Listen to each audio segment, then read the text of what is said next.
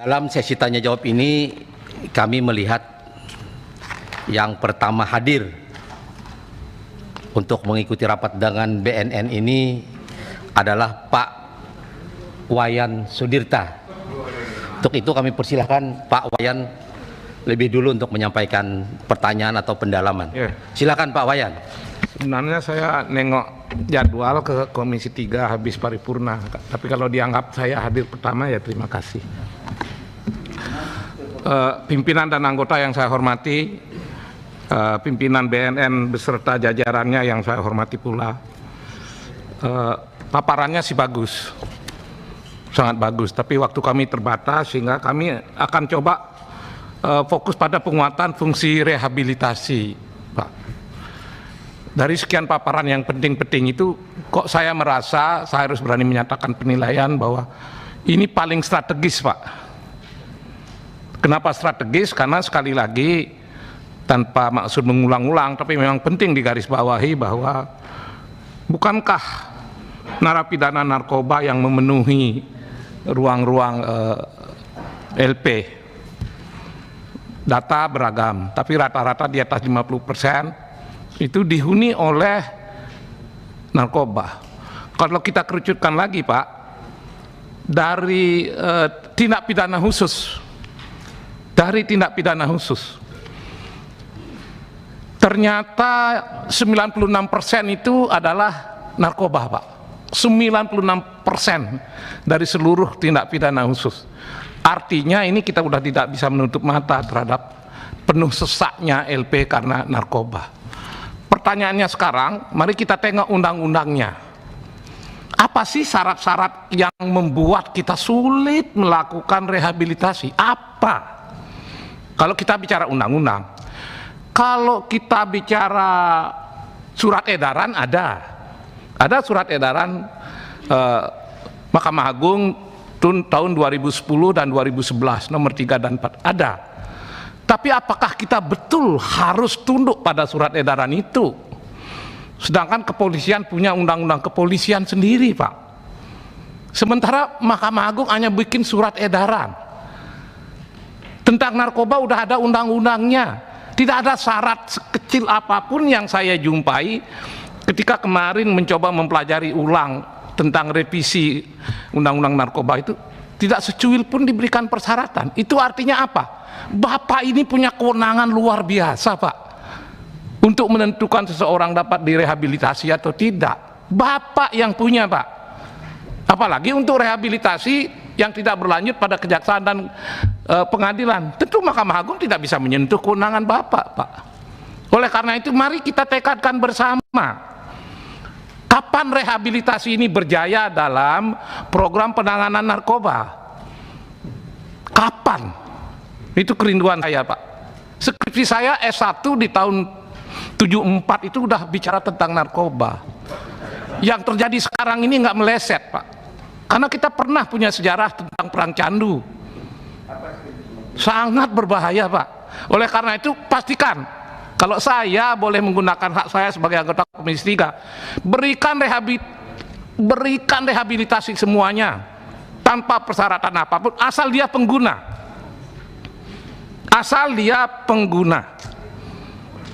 Kalau pengedar, kalau cukong, ya kalau perlu dihukum mati sekalian. Jadi ekstrim pandangan saya, Pak. Karena berdasarkan hasil penelitian saya di waktu dulu. Kalau pengguna jangan dimasukkan ke LP, dia tambah menjadi penjahat, Pak. Pengguna bawa ke rehabilitasi. Mohon maaf, karena sekali lagi bidang saya ini, Pak. Pak, apakah menjadi berat anggarannya?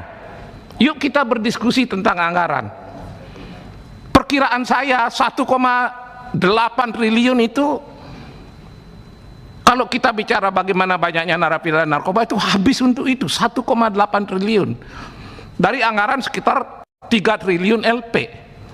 1,8 triliun saya pernah oret-oret, tapi tidak berdasarkan hasil penelitian pengamatan. Loh, kalau itu dibawa ke rehabilitasi, bukan main fasilitas yang akan kita siapkan. Belum lagi kalau beberapa rumah sakit sekarang sedang bersemangat, Pak. Semangat apa? melakukan rehabilitasi dengan biaya mandiri, Pak. Nah, kenapa kita ragu-ragu membuat program yang ekstrim untuk rehabilitasi, Pak?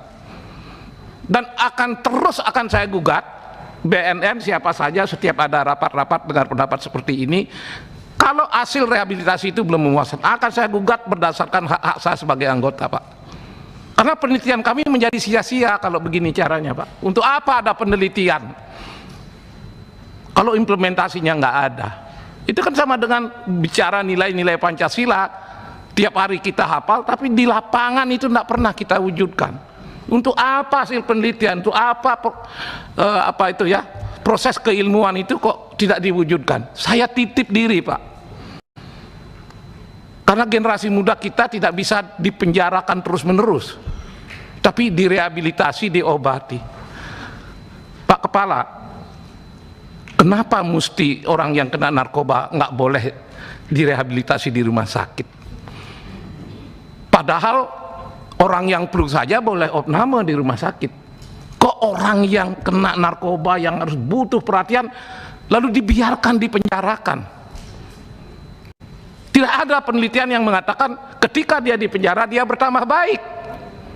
Tapi ketika direhabilitasi sekecil apapun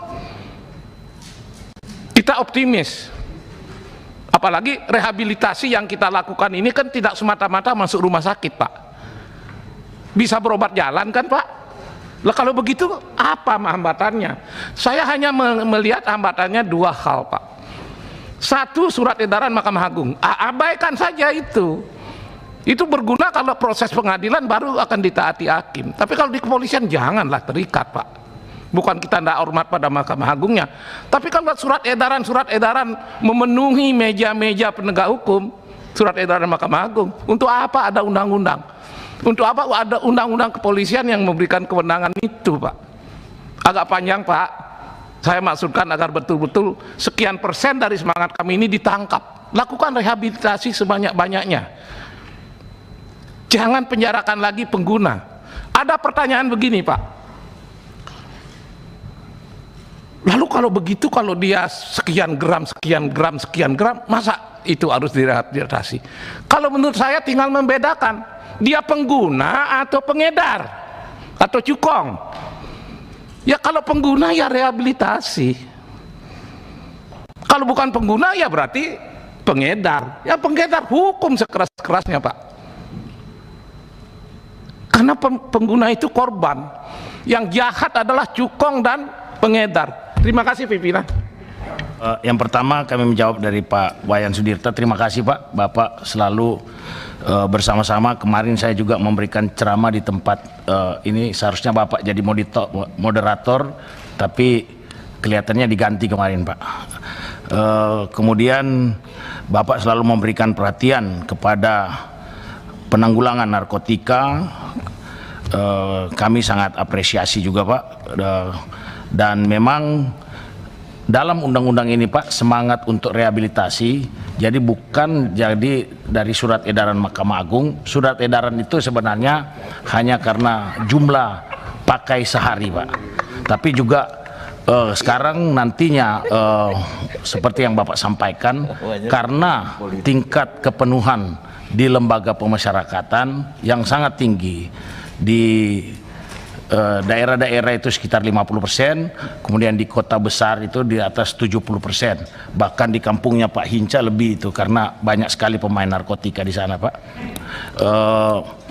Ini menjadi catatan kami juga, dan memang salah satu usulan dari kami untuk rehabilitasi ini, karena dalam undang-undang itu, Pak, yang undang-undang existing 35 hanya dituliskan pada pasal 55-nya wajib direhabilitasi. Kalau sekarang akan melalui prosedur dan nanti akan dibahas dalam undang-undang yang merupakan usulan dari pemerintah juga berkaitan dengan tim asesmen terpadu, dan itu sebelumnya diatur dengan keputusan bersama dari BNN, kemudian dengan Kementerian Hukum dan HAM, Mahkamah Agung, Kementerian Sosial, Kementerian Kesehatan, Kejaksaan, dan Polri, Pak. Terima kasih, Pak, masukannya Pak untuk rehabilitasi.